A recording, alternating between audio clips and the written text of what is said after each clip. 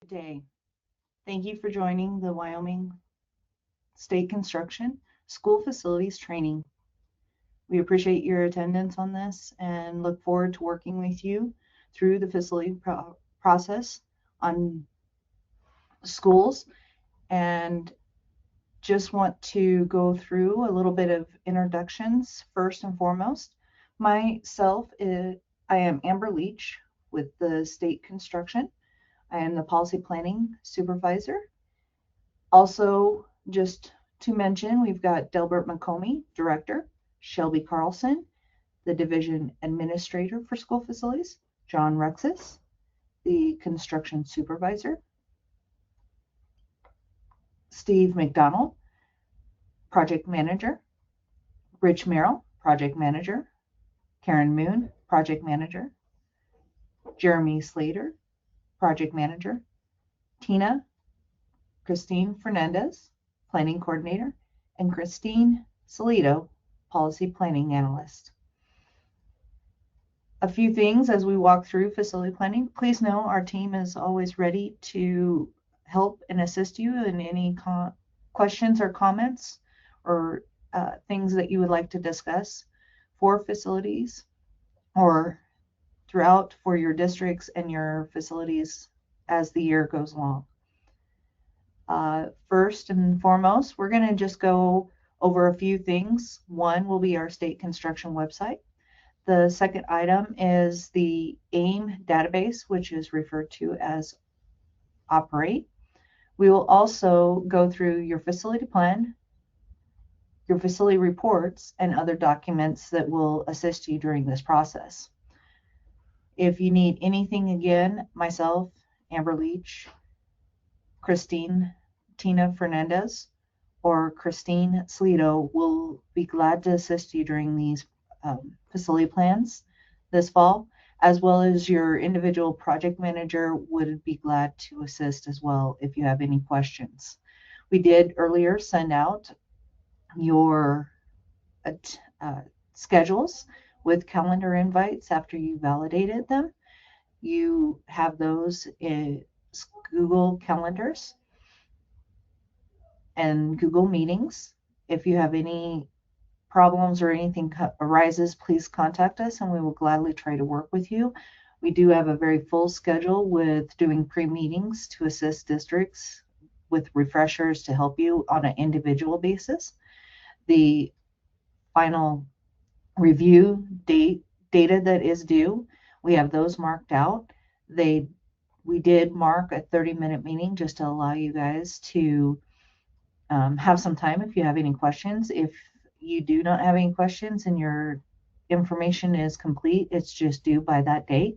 That data is due at least 1 week prior to your actual facility plan. Your facility plan, you are welcome to join us in person. We'd be glad to have you. If not, the meeting can be attended virtually for flexibility for the districts. And when we get the data from you the week before, it allows us to prepare for the items and the subject matters that you bring up during the facility plan for discussions during that time. Our 2025 facility plan process emphasizes on the importance of annual updates and the use of our new facility assessment data available through the AIM data system. Participants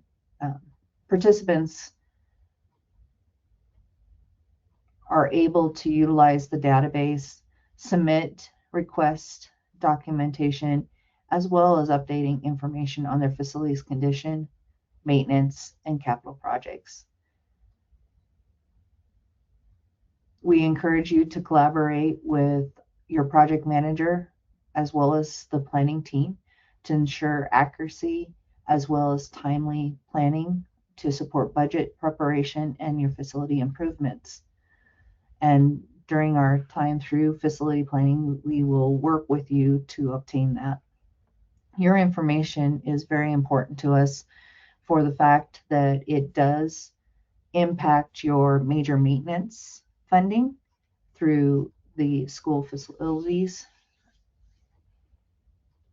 division, as well as it does impact your block grant that is submitted and provided through Department of Education. So please understand the information that you have in our system is very important for your funding on both avenues. As I go into our webpage, there's a few things I'm going to highlight for specifically our facility planning process. As some of you know, that we used to do our facility planning in the spring of the year, and it was a very, very quick turnaround if we were identifying any kind of projects that we needed to put budgets together and get that in front of commission, as well as submitting it into the budget system for legislation. As we've moved through this, we have adjusted to providing our facility plan process and meetings into the fall of the year. This allows us a little more flexibility and time to identify projects with the districts, as well as moving into the spring of the year, developing those budgets and getting them ready for submittal on capital projects. By legislation, we are only obligated to do a facility plan every 2 years. However, we have chosen to go back to every year. This enables us to work with the districts, stay in touch, getting on top of any kind of changes of information that has happened. It makes a little bit easier for us to work on any budgets or capital projects, as well as other items that pop up throughout the year. We appreciate your time on this and look forward to our conversations every year with the districts and working with you on keeping your information up to date and knowing what the districts are needing for their facilities from either a major maintenance standpoint, component, as well as capital. As you can see here, I'm presenting our webpage. On the home page, you will always see upcoming meetings, some pertinent information that could be something you would like to review. You can also see that we do have webinars, trainings, other quick links on this page for yourselves as the district to access and be able to know. And a few other items. One thing I will point out that was done in the 2023 condition assessment, we posted in August of 24 a webinar that went over the 23 condition assessment methodology.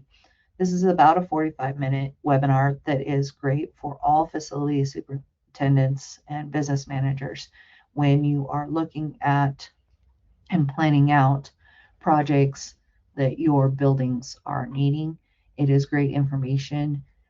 Just a little bit, FCI is your facility condition index, and FCA refers to the individual components, and this will review that as well.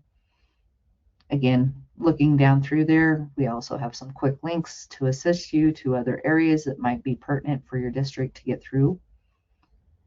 I'm going to move on over to the school facilities tab. If you look here, you will see as we point down a few other items. The School Facilities Commission is a great page where you will see upcoming meetings, topics. You can access data, the rules, etc., material that you might want to assist. And again, upcoming meetings that if you were liking to attend, that those are there. And then any time a district needs to bring something before the commission, you can get some guidance here between your project manager, the planning team, and submit a letter to be recognized in front of the commission if need be. Again, there are several of the meetings in the past with the packet material, agendas, and videos. If anything, they are virtual meetings, so if you're not able to cross the state to attend where they are, you are glad to at least jump on the virtual meeting and see that. One thing I would like to point out is if you have any kind of questions or concerns, your project manager as well as the planning team will assist you with that.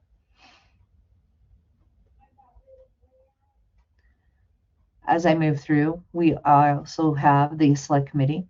The select committee is where our agency reports to when it comes to budget needs.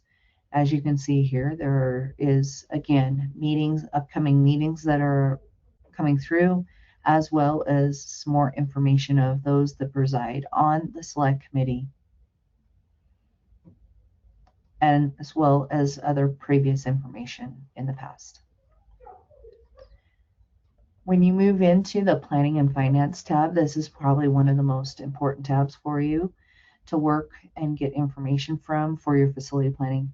As you look down here, the previous year's facility plan training was posted. We will replace that with this meetings training. You can see facility plans from previous years. You can also see a good timeline when it comes to school facilities budget, as well as other resources of information, forms, guidelines, um, manuals, as well as tutorials in terms of webinars to walk through items as well. As you can see here, as I was mentioning, there's quite a bit of information to help you and assist you. You can see here that timeline I pointed out, the planning process is here. We're showing that we are kicking off and through August through December on the facility portion of it. Then we move on into the other items throughout the year of planning, approvals of plans, preparing documentation for budgets, and submitting those in front as part of the annual report and budget recommendations, submitting those to the select committee and on school facilities. Down below is a good assist here. This is the school facilities budget timeline for appropriation process. This will also assist you to see what it takes to get a project through from the time that it is presented through commission and select, the steps that it will go through when it hits the legislation floor, and when appropriations could be received upon, depending on what the date is and the actual bill that it was residing in. As you look back through a few of these other items, could be some information that you would like. I'm not going to touch on it very much today, but if you need any assistance, please let us know. There's procurement documents, design, school security, construction, and projects. If you did not know, there's two sides to our agency. We have the school facilities side, as well as the construction management side that answers to the State Building Commission. This is for all the agencies and agency buildings that we take care of. You also have a tab that drops down. This is a procurement tab. It assists on districts and agencies are able to post any kind of procurement documents and RFPs, as well as there's some other documents in terms of example contracts that you could utilize. When you go into the AIM tab, as I referred to it earlier, this is the Operate database that we utilize to track all of the inventory of buildings throughout the state for all the school districts. With that, we have also any capital projects that we are tracking, major maintenance component, as well as the assessment on the individual buildings for within that AIM system, and much more in terms of also floor plans, etc., that you may want to utilize. As you scroll down here, you're going to see that school facilities is tenant 1. If you were on the state side, it would be construction management for tenant 2 for state agencies. But I will have you look here.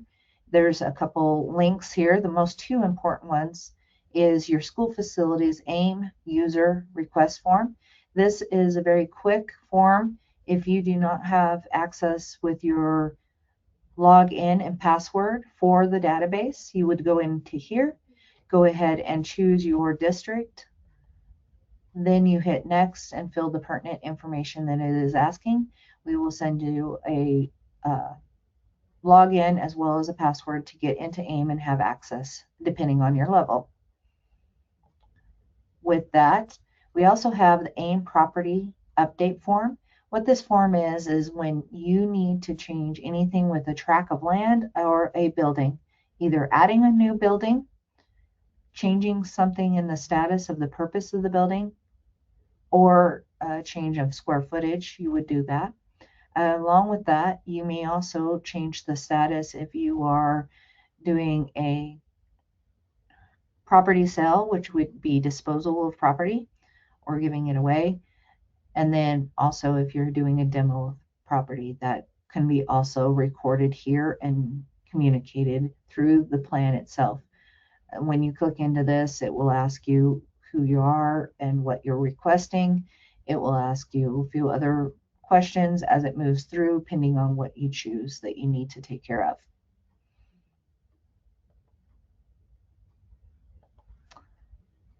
With that, just a few other items on this page. If you see here, we have also some more instructions, manuals, and how-tos. One of the good ones here is how to upload documents to AIM. You can see our webinar trainings. Some of them are posted here as well.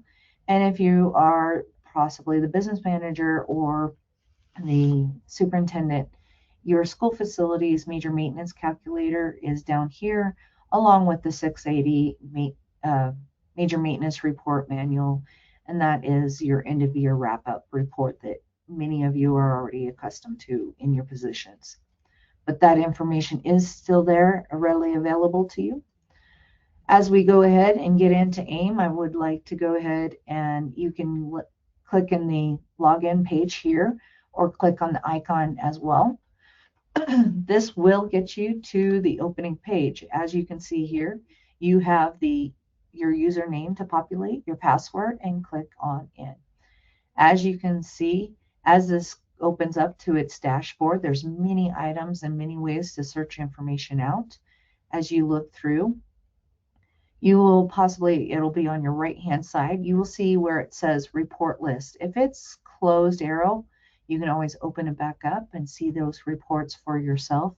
Many of you as districts will have several reports in the middle in terms of work orders, major maintenance, capital, etc. to access as well. As I go in through this, I'm going to just mention a few of these nice reports that are already developed and have full reports in their entirety. A few that are very important is your 2023 assessment. There's 4 different types of reports to access that information from your, again, Facility Condition Index, FCI, or your facility or FCA, where it's the individual components. You have your capacity report. This gives you what your individual buildings capacities are or district-wide. As you move through here, there's other reports of capital projects. You can also access enhancement report. I'm going to skip down a little bit and we're going to come back to 2 other reports here shortly. But you have a location report. Location report are the individual rooms, the room usages, which do impact what your capacity of your building is. You have some major maintenance reports. The project managers have some reports.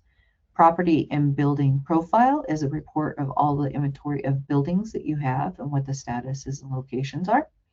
And you have also security information here in terms of balances of monies that are coming through for security. Not last but not least is your tracts and deeds. This is all of the acreage by each individual tract that's identified for the district going forward. But I'm going to circle back to your facility plan files and facility plan report. These are the most 2 important ones during the facility process that will assist you in your year's facility plan. First and foremost, I'm going to direct us to the facility plan files. As you open this up, you're going to see a parameter page that will open up and help you kind of see. It'll have this parameter box open up.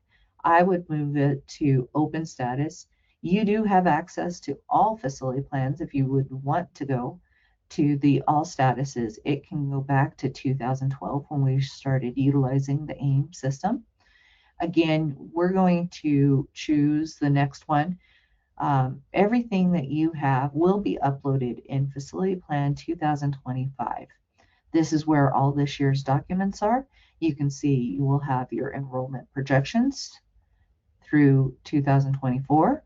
You will have your actual facility plan 2025.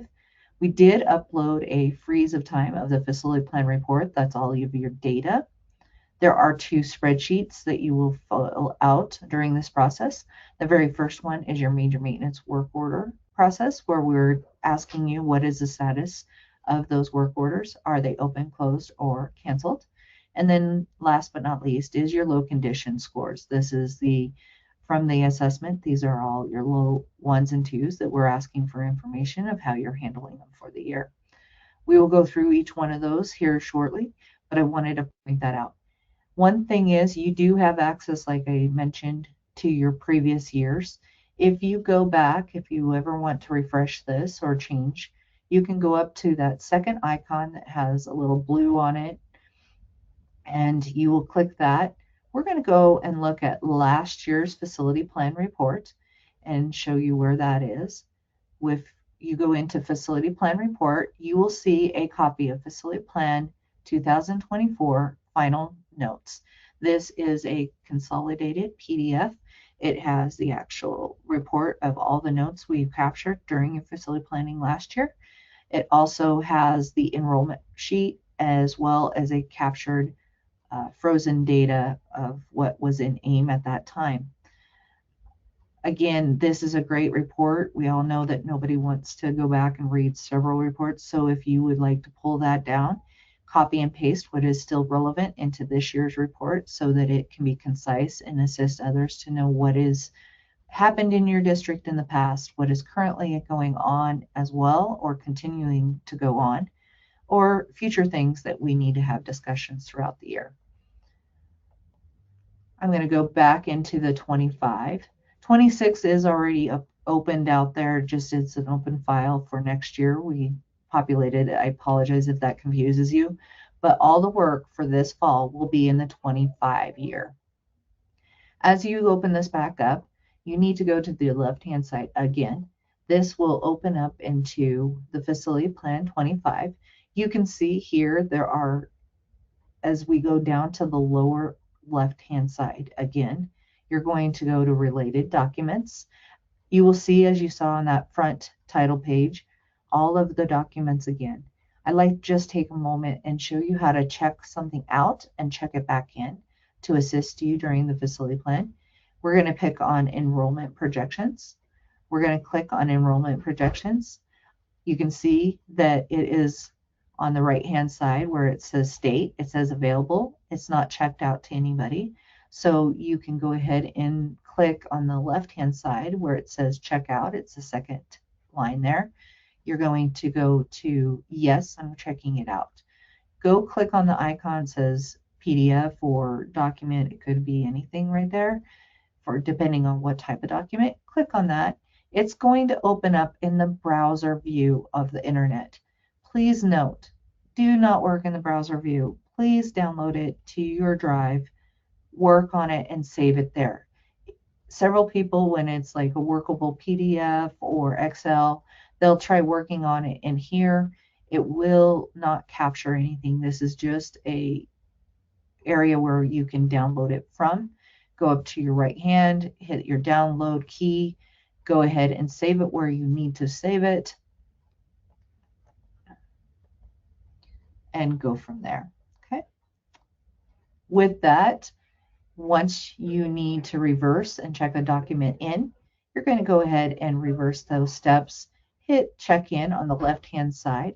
You're going to also go to checking in the documents. As you can see here, I'm going to go ahead and pull up the actual document itself.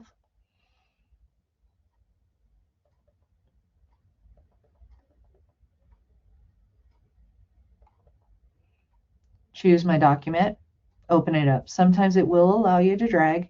I'm going to put if you were doing a lot of work that you captured, you would do major view or version, I'm sorry, or minor version. With that, you would, for me, I will put practice here, just knowing that it was for us to show and demonstrate. I'm going to hit done. I will hit save, and you can see that the project is now checked back in and available for someone else to work on.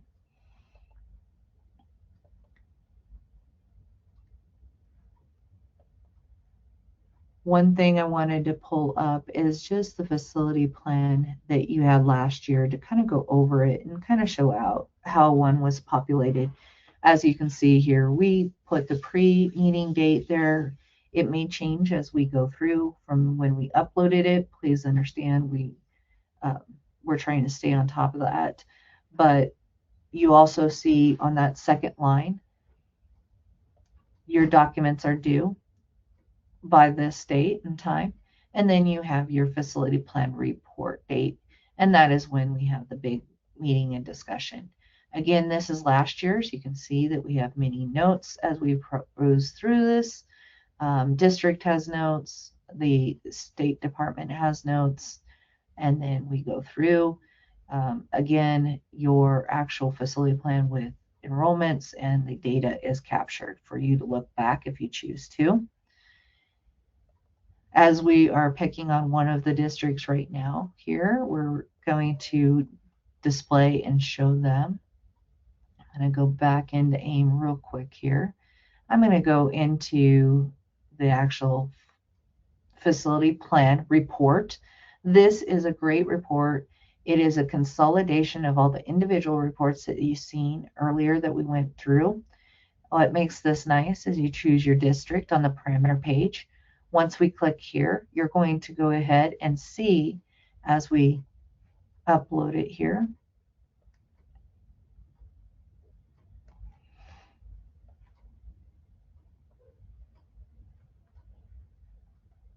I'm going to make this a little smaller so it'll fit on the page.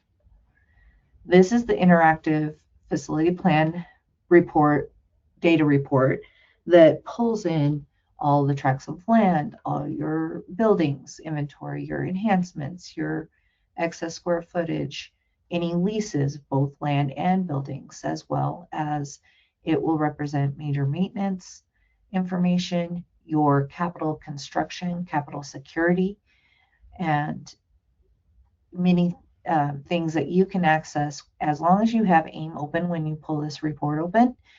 If you see an underline or highlighted and underlined, meaning the blue or purple highlight, that indicates that you can click on it and it will go to that AIM update information and it will go into that property for you to look deeper.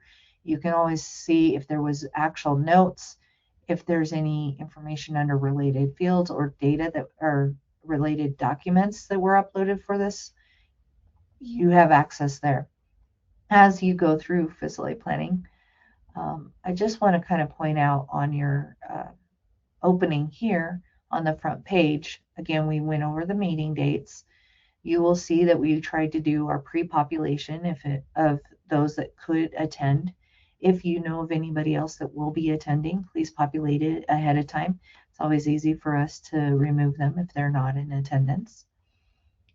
A little bit of instructions down below. This will be very helpful. All changes in the AIM database you must fill out the AIM update form as we showed earlier.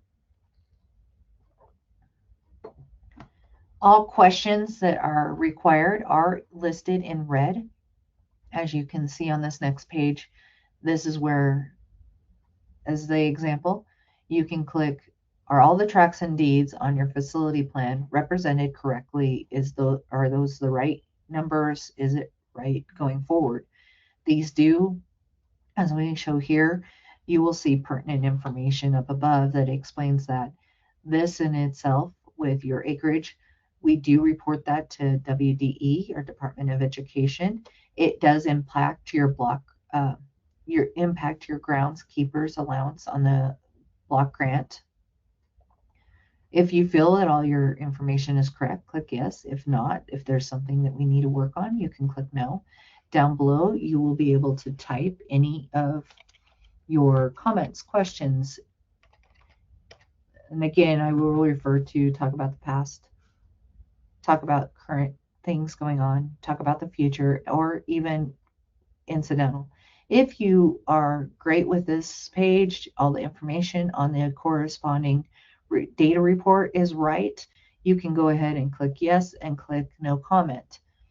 If and when the actual facility plan occurs, we will also be taking notes under the department notes of any of the discussion, personal tasks that we need to take care of and going forward.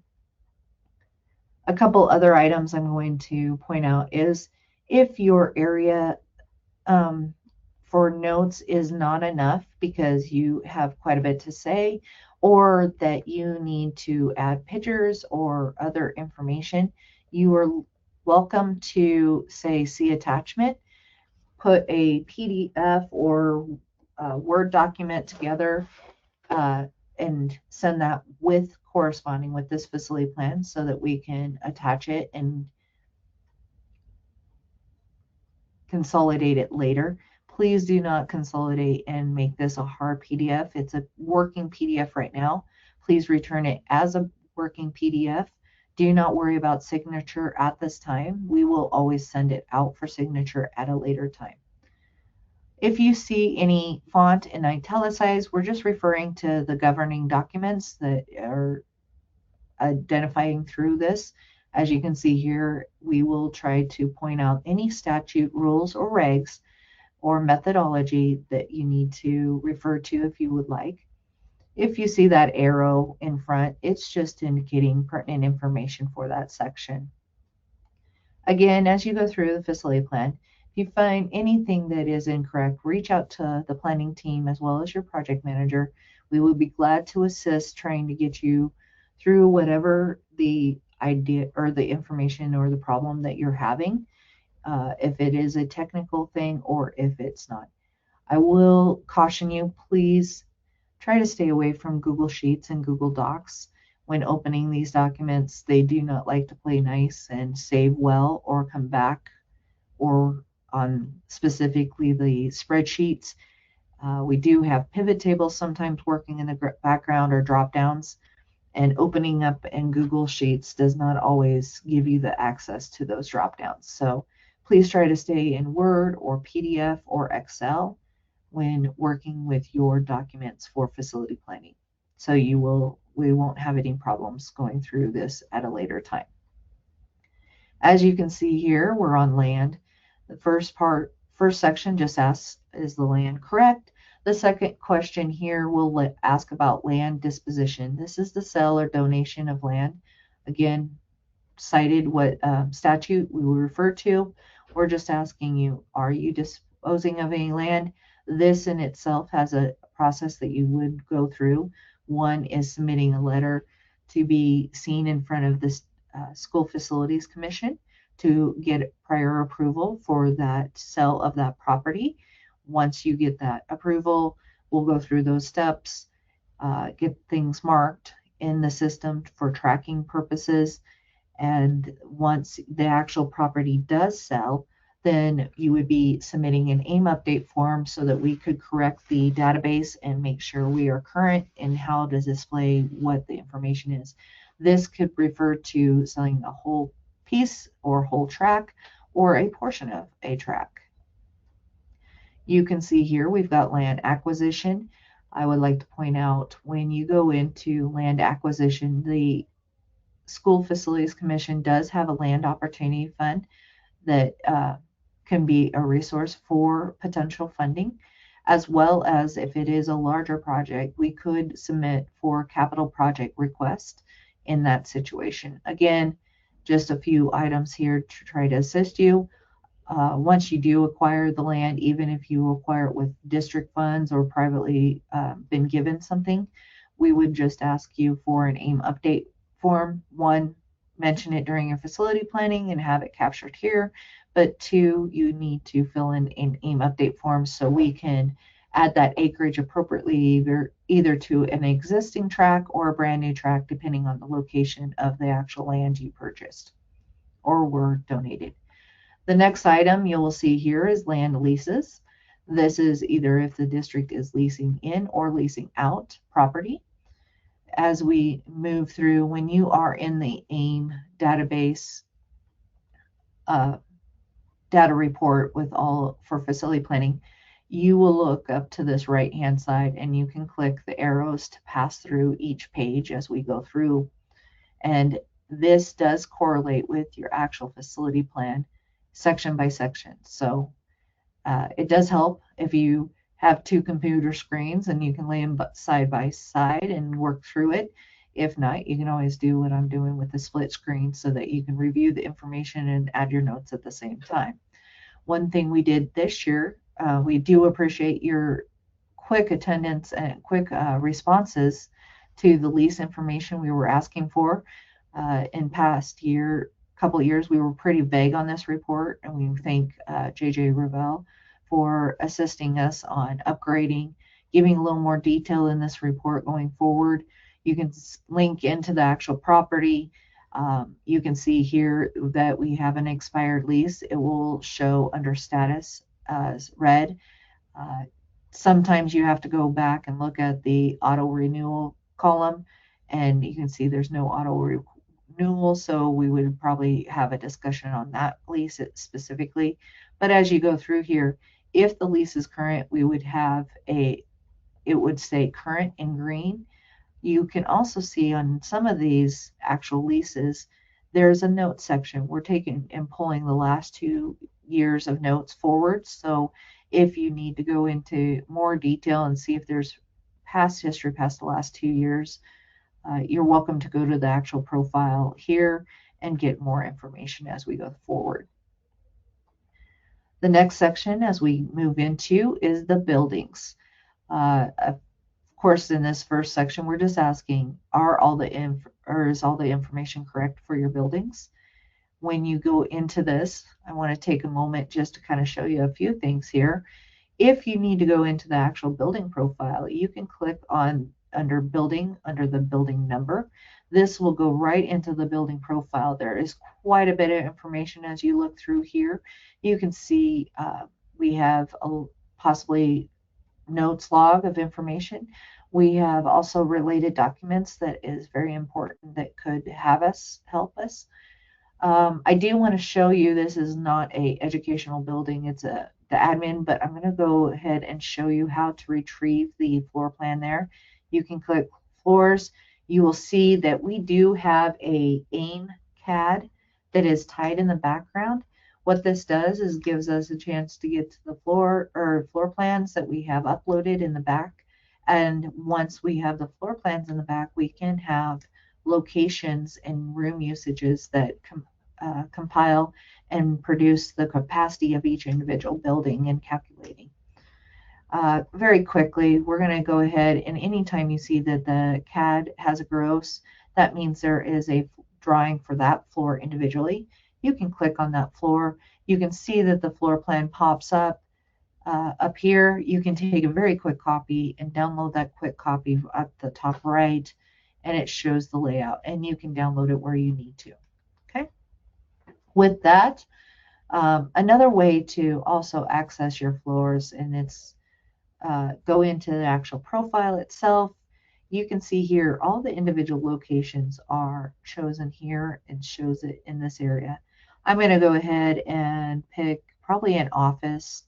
We're going to pick on room 202. It's highlighted, it's underlined.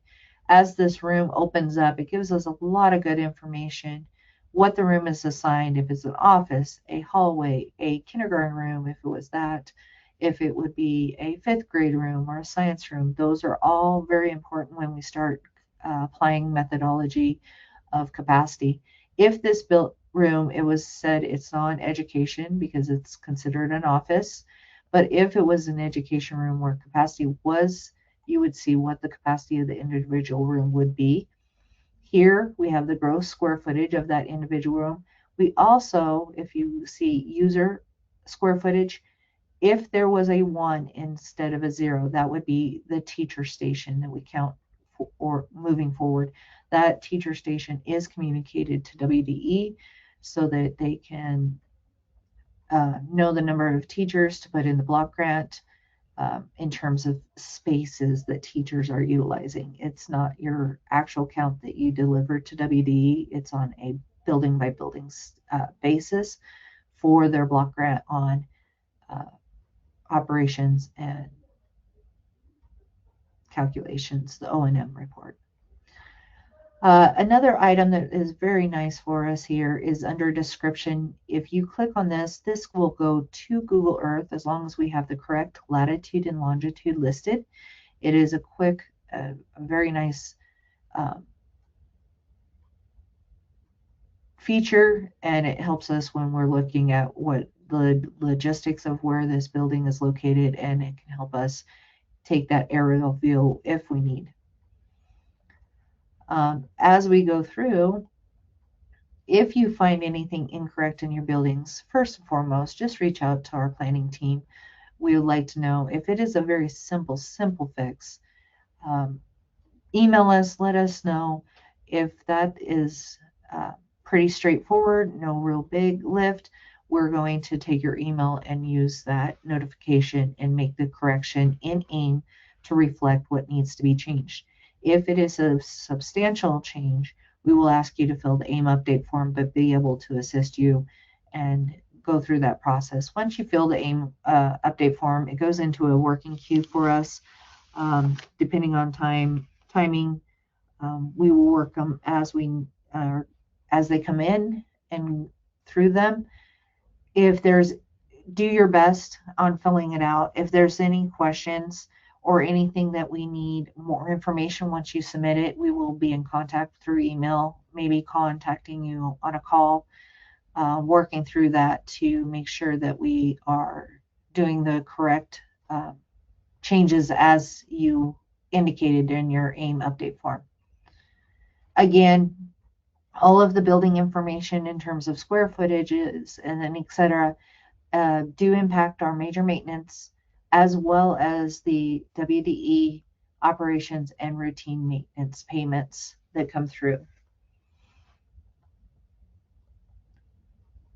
As you can see here, there are a few other items here. If you're going to dispose, meaning sell, donate, or demolish a building, we will list it and have you list it here. Again, it goes through a process of submitting a letter to the commission to get prior approval before that transaction happens. We do have a few other notes in terms of the process of when you are going to dispose of any property. That one, public hearings have to be conducted, 2, the approval of the commission, as well as a recording of your school board motion and action also along with that. Next item is mothballed buildings. As you can see here, this district does have a mothballed building listed. If and when you are going to choose to have a mothballed building, we've got the definition above if you would like to refer back to that. That is listed under rules and regs for that definition. But with that, if you are in a situation where you possibly have 2 elementaries within your district in town, and you feel that your size of your enrollment has gone down where you could possibly fit in 1, and you want to consolidate, possibly you're not sure if you can maintain it, or if you want to repurpose that building, you haven't determined it yet, you would contact us first and foremost for the mothballing of that building. We'd also have to follow up on a couple other things with that. And excuse me. Once we get that taken care of, presenting it to commission to mothball the building, you have up to 3 years to determine what you're going to do. This allows you to still apply major maintenance to this building during that time. With that, if you're going to repurpose the building, bring it back online, or if you're choosing to sell or demolish down the road, those can be determined as you go through that process. Next item is allowable and excess square footage. What this shows is a representation of your actual educational adjusted gross square footage. And when I say adjusted, it's the gross square footage minus the enhancement minus leases. When we have the comparison of your adjusted gross, we are showing your 115% allowable square footage. What your allowable square footage is calculated off of is your average daily membership, ADM. What we're doing here is showing a comparison. You're paid on the lesser of the two. Sometimes you will have campuses here. You can see we have this building where the Indian Paintbrush has the main building plus a lease. All of the ADM is tied to the actual building. So you can see here, really, they have a representation of about 6,000 excess square footage when you add all of the gross and what your allowable is backed out. You would have just at 6,500 square feet. But again, this just helps you identify if you have too much square footage for what your major maintenance is calculated from your ADM for payment on your major maintenance throughout the year. Again, if we move into the next portion down below, this is building enhancements. What this is a list of each building. If there's any enhancements identified in the building, that could be an amenity. It could be also also square footage that was added.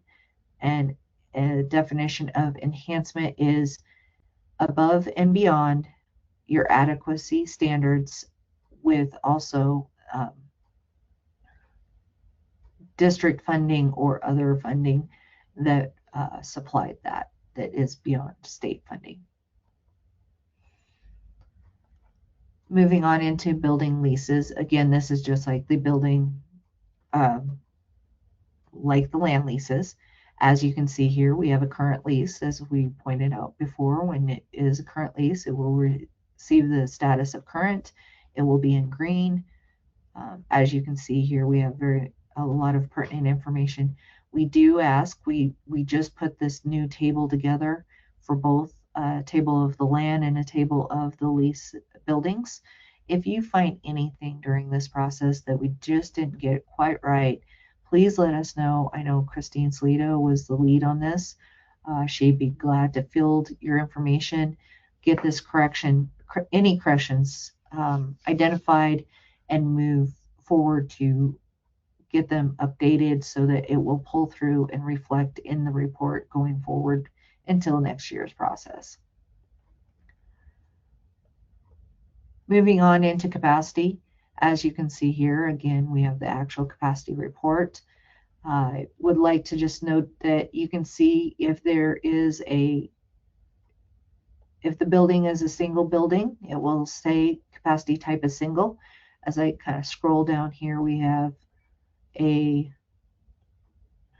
actual campus where there is multiple buildings tied together to build that.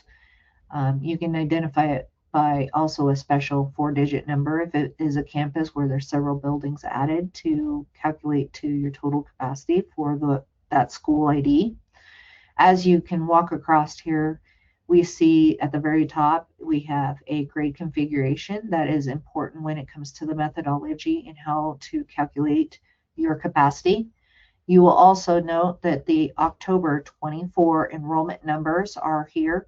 We always utilize the October enrollment numbers that WDE will go ahead and obtain from the 1st of October from the districts. Then they will scrub those reports, make sure that no student is dual enrolled, and I appropriately tie them to their main school for us. What they do deliver to the school facilities division is the on-site proxy. On-site proxy is the students that are physically in the school at a majority up to 50% of their time, and those are the numbers we are provided.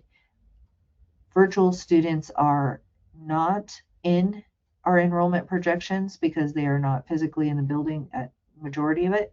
So they will be extracted so that we know what the true capacity of the building is being impacted by the number of kids enrolled for that year. As you can as we move across, do you have capacity unrestricted? Capacity unrestricted is what each individual room is capable of having. When I say capable, I'm not talking about a fire standard. This is the educational capacity of what we've determined in terms of amount of space. For the example, if we're talking kindergartners, they get 50 square feet per student when the room is divided, if we have that room identified as a kindergarten room. If it is a fifth or sixth grade room, for example, they get 40 square feet per student. That is applied to determine how many students possibly could be in that room.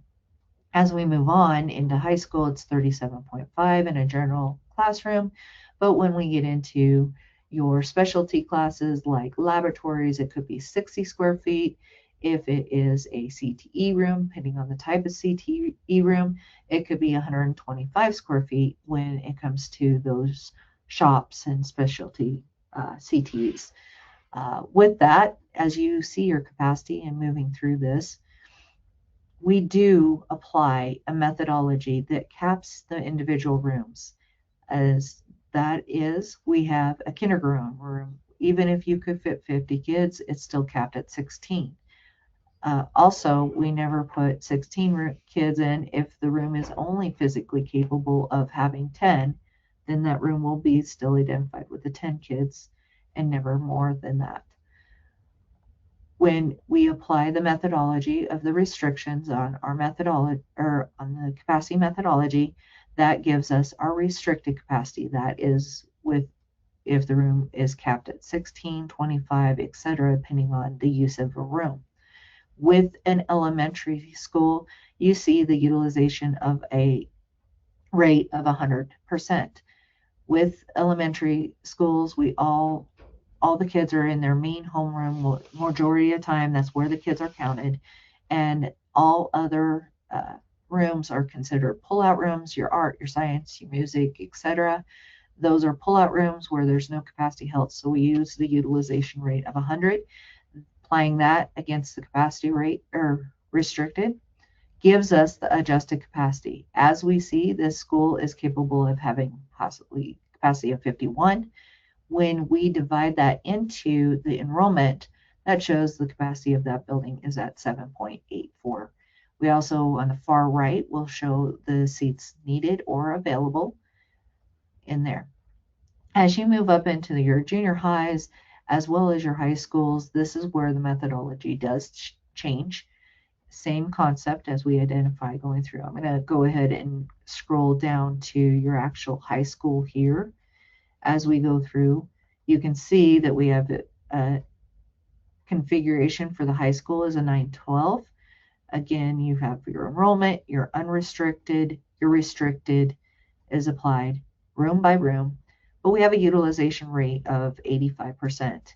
When the 85%, as all the rooms are being used at all different times, and actual art, science, music, those other rooms that were used as pull-out rooms in an elementary, now they are full curriculum that has students all day long.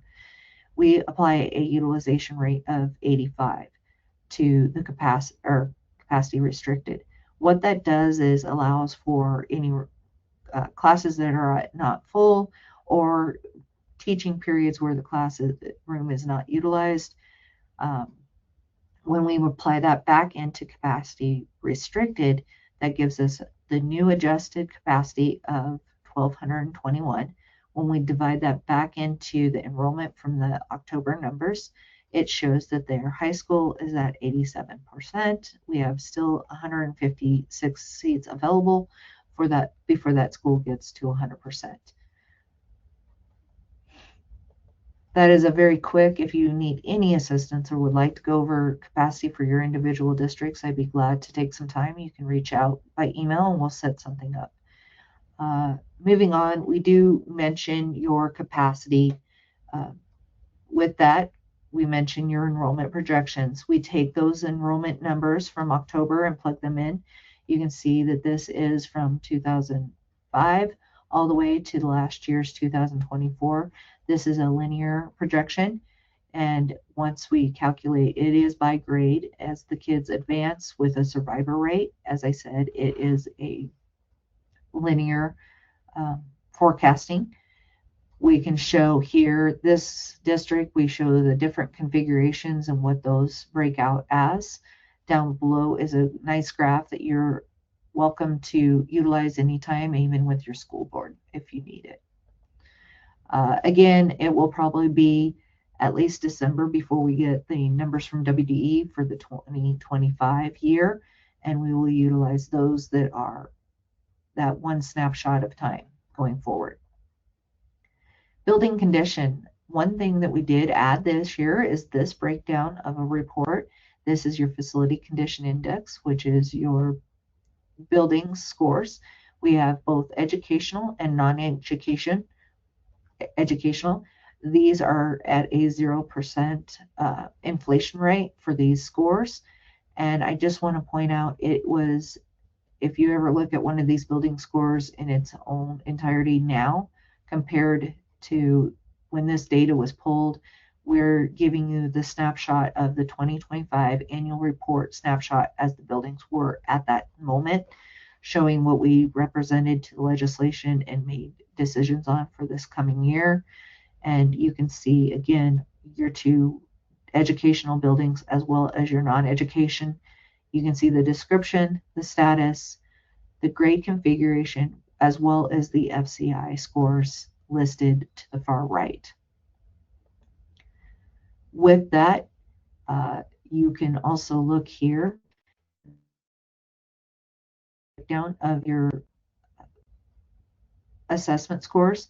These are great tools, as you can see, as you go across. I'm not going to spend as much time. I would like to refer you back to the 2023 condition assessment webinar to go into more detail on how to navigate, and also direct you to your project manager if you have any questions or comments or concerns on something that just doesn't seem right. They are your first, and you're welcome to also mention them in your facility plan as well. But again, as you can come through here, I'm going to go ahead and pick on one of these buildings right here. We can click out and look at actual individual components. As you can see here, this shows your components. You can click on here. We're going to click on the very individual component, the FCIA that was identified here. This is some carpeting. You can see a picture of the carpeting as well as pertinent information, again, to resource in terms of what the individual item or system scored. The priority down here says 3. It's on a 1 to 5 scale so that you know 1 is failure, 2 is critical, and if you go all the way up to 5 would be perfect, excellent condition, almost brand new. This is a great tool for a district to utilize with their facilities manager and also the business manager trying to save up for bigger projects, or see if you should be applying for a component project in the future if you do not receive enough major maintenance through the year to be ready for those larger ticket items. Please note that this is there for you.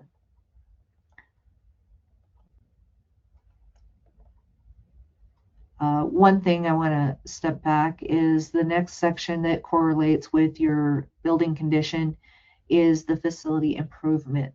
This is utilizing other funds. We track your major maintenance. We track your capital appropriations on applying it to individual components and buildings. But when it comes to other items as your insurance, grants, private funds, ESSER funds that we do not track, what we're asking you here to do is tell us what building, tell us how much you spent, tell us what component or what system you addressed and what you did. If it is easier, if you have more than a couple projects, go ahead and put it into an Excel in that format and provide it to us. What that allows us is to do, and this is the example I can give you, is if you were to say have an insurance claim and they come in and did about $2 million worth of work on your roof in terms of replacing skylights, etc., then you could let us know so that we can go back and apply that $2 million to your actual deferred costs to keep that score relevant to the actual condition of your buildings as we get more automated and moving through on that now that the assessments are in AIM and we are tracking them. Major maintenance, as we go through these, this is where I will refer to the 2 spreadsheets that are due at the same time as this actual facility plan. So in majority, you have 3 reports. You have the PDF, you have 2 spreadsheets. One is your open work order statuses and the low condition statuses. As you go to your open work statuses, you can see here, a district, we show your actual facility or actual open work orders that you do have. You can go in here to where it has an underline. As long as you have AIM open, it will click on here so that you can click in and it will give you all the data of that work order. Again, you can see the status is open. You can see under here we have when the last expenditure has been against that work order. Please understand we did pull this data in August, so you may have more expenditures than what this indicates. That is fine. We're just wanting to know under the statuses. You can go ahead and click here. I'm going to small this up. You will have drop downs where you can choose open, closed, or canceled. If you have expenses, you can never cancel it. You need to only close it. If you have had no expenses and you never are going to address that building, such as a building that has been disposed or demolished, and that work order is no longer relative, then you could go ahead and click that. I have an example here of a completed one last year.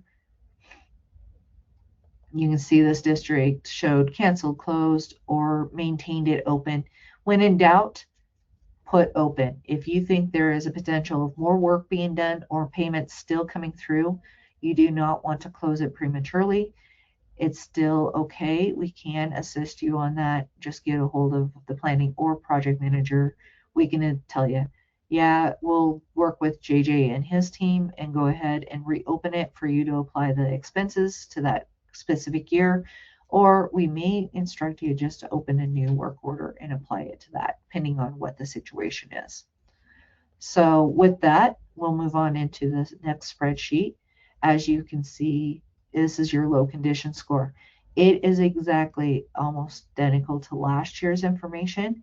I would say last year, you're welcome to go ahead and pull last year's information.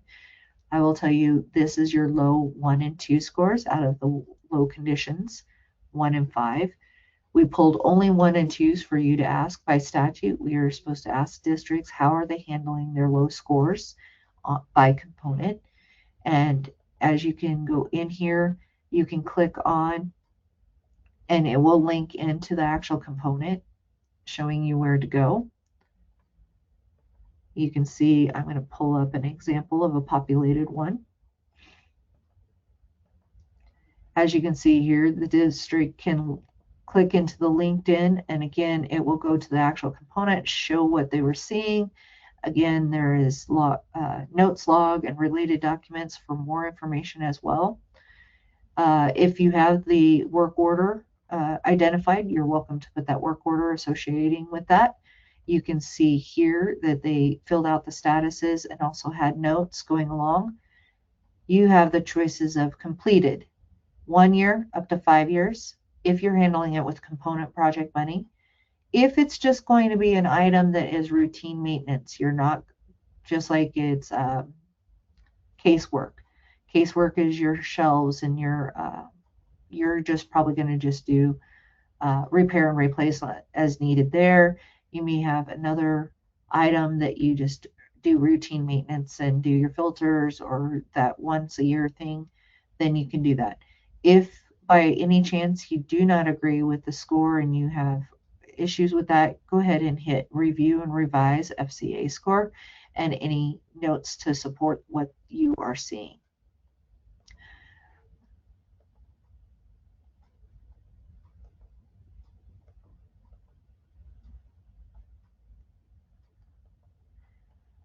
As I also am pulling up your major maintenance, as you can see here, your fiscal year 2025, it shows a really good situation here of what the total payments were last year, what your ending balance was, expenditures, 8% if you had any 8% balance. That was a very first deployment of some of the funds and for major maintenance was called 8%. Hopefully you can utilize that money up if you do have it balanced there. Major, then total 10% enhancement. This is some money that is earmarked. It's inside of your balance. It's not on top of.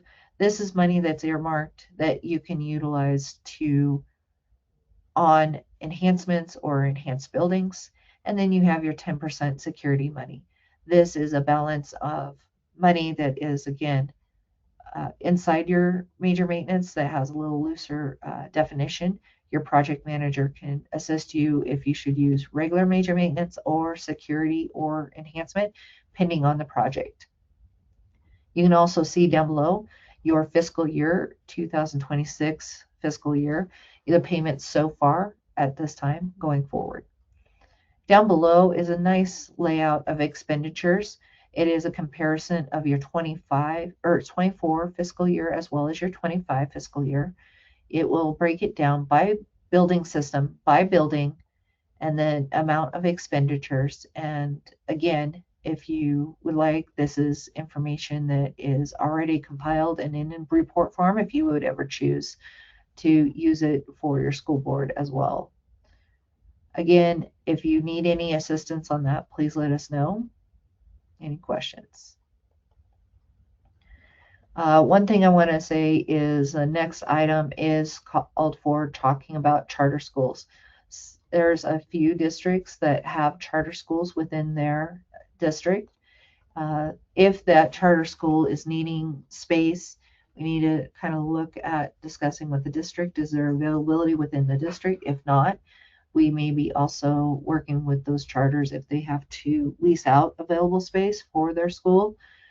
Any funding at this current time will be routed through the district for that charter to give them access to the resources that they have coming available for them. Again, if there's nothing that is in your area or being talked about, this is pretty easy just to answer no and move on. Capital appropriations, what this is your capital security balance. As you can see here, this district has a zero balance. But with that, what it was an assessment that was done initially in 2012. The first deployment of money was on a specific list of about 21 different elements of security that were identified throughout the districts. As time went on, the districts at first were supposed to be using them towards those specific 21s that were identified elements.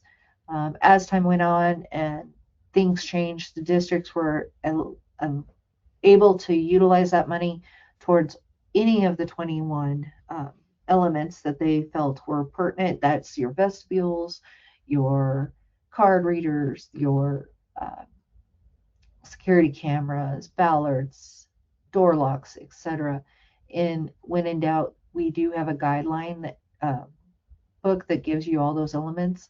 And again, project managers can assist on these as well. We would like for districts to please use up that balance to the best of your ability. You can work with your project manager in trying to deploy that money and get it off the books going forward. We are trying to reach out to legislation. For some districts have not had any funds for a long time. I will tell you in 2012 there was the first deployment, and then in 2015 there was a second deployment of money on top of the first for districts to utilize. Again, there are some districts that still have that dollar amount that they could use up so that we can reach out and try to get other funding going forward for many districts. You're going to see under capital projects, as we have listed here, is all the capital projects that have happened throughout that districts. Some are already at 100%. You do not have to answer that. But what this allows us to do is see historic component or capital projects that were identified. You can see here the district does have 3 projects still remaining you will go ahead and fill in any questions. This could be also where you discuss future capital projects that you would like to address. What we're asking here is list that 4-digit capital project number. Tell us what the status is. Are you just in design mode? Are you out for bid? Are you in construction time? How far in percent of construction are you through the project? If you are completely done with the project, you're through the punch list, you're through, or just in the warranty stat, then what we are going to ask you is when is your ETA that everything will be buttoned up, and how much are you going to be reverting back from that project? If you had a $2 million project, you used 1.5 million. When are you ready to roll back that $500,000 that you still had on the books for that project that was not utilized towards it? When the project is, you can't displace that to another project. You have to use it only for that one, and then divert or revert the money back to the state so that they can take care of other businesses as it goes. Towards the end of your facility plan, you're going to have a needs review. With the needs review, again, this is for us to ask districts if there is any projects out there or potential projects that have been identified but are not falling under capacity needs or condition needs, and the district feels that they are, there is justification for the potential of a project for consideration, then you can place those kind of projects. If you have a project number already associated, bring that in on a budget. That's great. If you do not, we could still talk about what that project is. An example, there's a district that had a water flow problem that was between the building and the actual bus loop. And this was a project that was really not identified with the condition of the building to flag. So this was the avenue that we could identify and get something going through for that district. Again, any kind of notes on those projects, questions of potential projects that you would like to discuss, we will be open for that. Last but not least is the last section here. This is additional notes. This is for the issues, ideas, and concerns. If anything that you have not talked about in the previous portion of the report, you're welcome to bring that up into this as well. Moving through that, you can add any final notes that you need to for this year's facility plan. Again, please do not worry about the signature at this time. Leave it in the workable PDF form. Once we get all the consolidated notes and everything taken care of, we will send this out in DocuSign for the superintendent to sign at a later time this fall.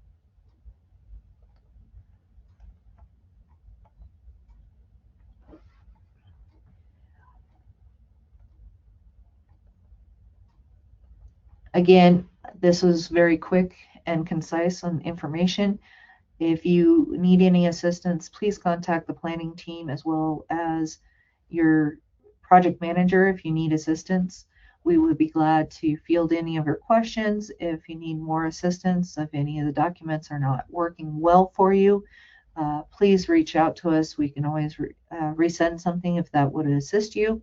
We are always willing to jump on a go-to meeting to show a screen or allow you to show us what you're dealing with and assist you on that. Again, when you go through the information and validate and verify for this year's facility plan, if you find anything that you are questioning and need some guidance, please reach out by email. We would be glad to do so. And then if it needs, we will instruct you to work with that AIM update form just so that we can get the information corrected, as it does impact your major maintenance payments and block grant payments as well. We appreciate all of your time that you guys put in for your school districts through this process, as well as taking care of your facilities and your students. We look forward to the discussions this year that we will have, and we appreciate your time. If anything, thank you, and we hope that we will visit with you shortly. And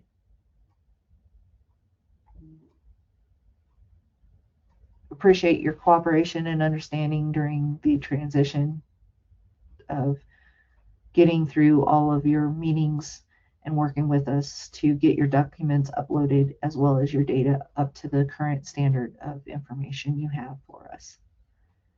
Again, thank you, and I hope that you guys all have a good 24-25 school year going forward, and have a great day.